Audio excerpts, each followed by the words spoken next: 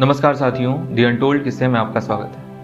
आज मैं आपको नारी के बारे में बताऊंगा, भारतीय नारी के बारे में बताऊंगा कि भारत में भारतीय कल्चर के अनुसार, भारतीय संस्कृति के अनुसार भारतीय नारी को अपना जीवन कितना कठिन लगता है, कितना कठिन है उनका जीवन इस भारत के कुरीतियों से लड़कर अपनी जीवन शैली को बांधने का। तो चलिए अपनी सारी बातों को मैं कविता के जरिए आपके सामने रखता हूँ।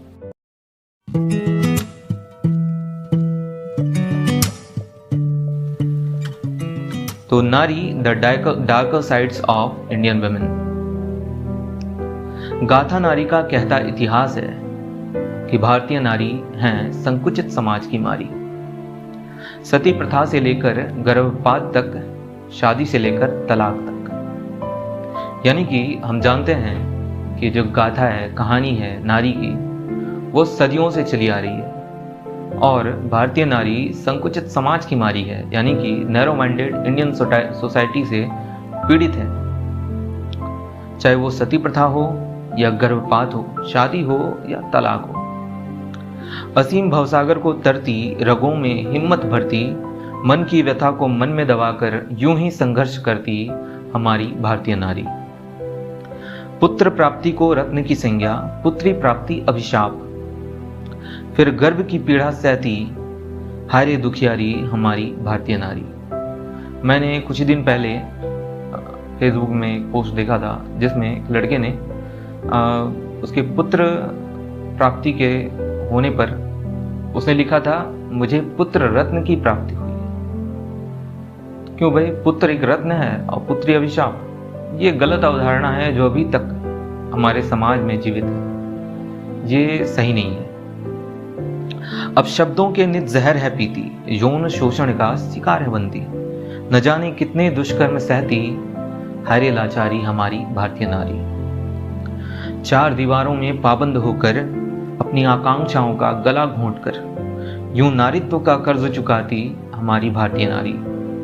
हम आजकल या पहले भी देखते थे कि एक नारी को बहुत सारे रिस्ट्रिक्शंस फॉलो करने होते हैं।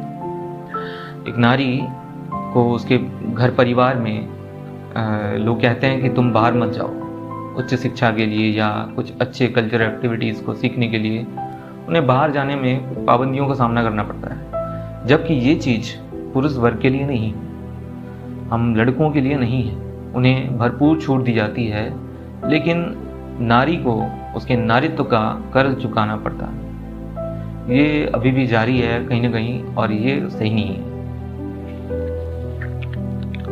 माँ बाप की नंदिनी और घर की लाडली, खुशियों की सबसे महंगी पोटली, अपने घर को पराया कर पराये घर को अपनाती, यूं बाली उम्र में घर संसार बसाती, रस्मों रिवाज से घिरी हमारी भारतीय नारी। हम देखते हैं जिस घर में मान लीजिए लड़की को प्यार भी मिलता है, ठीक है, प्यार भी मिलता है, लेकिन क्या होता कि उसकी शादी जो है बाली उम्र यानी कि 18 वर्ष से पहले ही करा दिया जाता है और उसी में क्या कह दिया जाता है कि जाओ भाई तुम अब घर संसार बसाओ। तो ये भी कहीं ना कहीं एक डार्कर साइड है इंडियन वुमेन का हमारे भारतीय सोसाइटी में। ससुराल में लाख प्रपंच है सहती, सहती लाख अदाकारी, बदन पे खाती कोड़े और नित करती किलकारी हमारी भारतीय नारी। हम ये भी देखते होंगे कि भारत में गांव में अभी भी आप कभी जाओगे तो लोग जो हैं, जो पति होता है वो शराब पीकर, शराब के नशे में धुत होकर अपनी बीवी को पीटता है। मतलब बेहद ही मतलब नीचे तरीके से नीचा काम करता है। तो ये अभी भी कहीं ना कहीं हमारे गांव में, हमारे देहात के जगहों पे अभी भी जारी है। तो इस तरह से हमारी नारी को इस ऐसे किलकारियों को झेलना पड़ता है। ससुराल में लाख प्रपंच है सहती, सहती लाख अदाकारी, बदन पे खाटती कोड़े और नित करती किलकारी हमारी भारतीय नारी। काले गोरे के भेद में जीती, सूरत से सुंदर कहलाती, प्रथा दहेज का सौदा करती जिस्म की व्यापारी। दहेज प्रथा तो आप जानते ही होंगे, दहेज प्रथा के चलते कई हमारे लड़कियों को शादी नहीं होती, उनकी अच्छे घरों में शादी नहीं होती। तो ये भी कहीं ना कहीं एक कुरीति है बुरी रीति रिवाज है जो प्रचलन में है अभी भी, जो सही नहीं है। जिस्मानी रस्मों से सादी रस्म रूहानी एक पाबंदी, यूं देख ये बीमारी बहते अश्कों के मोती और रोती नारी नारी, हाय रे हमारी भारतीय नारी।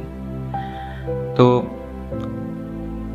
काले गोरे के भेद में भी जीती है लड़कियां, सूरत से सुंदर कहलाती है, यानी कि सूरत उसका अच्छा है तभी सुंदर है। जिस्मानी रस्मों से शादी, रस्म रूहानी एक पाबंदी, अरेंज मैरिज को बढ़ावा दिया जाता है, जबकि लव मैरिज अभी भी बहुत जगहों पे रेस्ट्रिक्टेड है, लोग मानने को तैयार ही नहीं है। क्यों देख ये बीमारी रोती नारी नारी, ये इस बीमारी को पूरे भारतीय कल्चर में देखकर कहीं ना कहीं नारी वर्ग जो है वो अभी भी रोती है, किलकारियाँ करती है। बेहद नाजुक अवस्था अभी भी कई जगहों पर जारी है भारत की समाज में। तो ये कविता मैंने अपने बहन के सुझाव पर लिखा है और मैं आशा करता हूँ आप भी इसी तरह के टॉपिक्स मुझे देंगे जिस पर मैं आगे कविता लिखने की कोशिश करूँगा। इस कविता को सुनने के लिए आपका बहुत बहुत धन्यवाद। आप द अनटोल्ड किस्से को लाइक, शेयर और सब्सक्राइब करना ना भूलें और हमें आपके सुझाव के बारे में कमेंट सेक्शन में जाके ज़रूर बताएं। धन्यवाद।